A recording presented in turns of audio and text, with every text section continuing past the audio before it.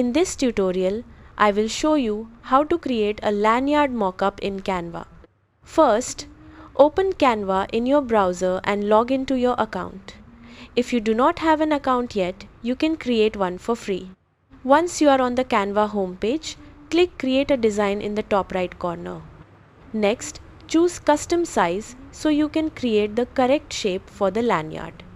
Enter 810 for the width and 25 for the height, and make sure the units are set to millimeters. After entering the dimensions, click Create New Design. A long narrow canvas will open that matches the shape of a lanyard.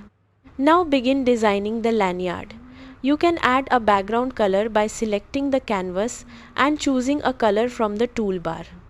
Next, add your logo, text or patterns. Go to the Upload section to upload your logo, or go to the Elements section to add icons and graphics.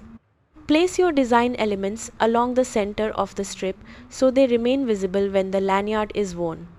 You can duplicate your logo or text across the strip to create a repeating pattern. Adjust the size, spacing and colors until the design looks balanced along the entire length.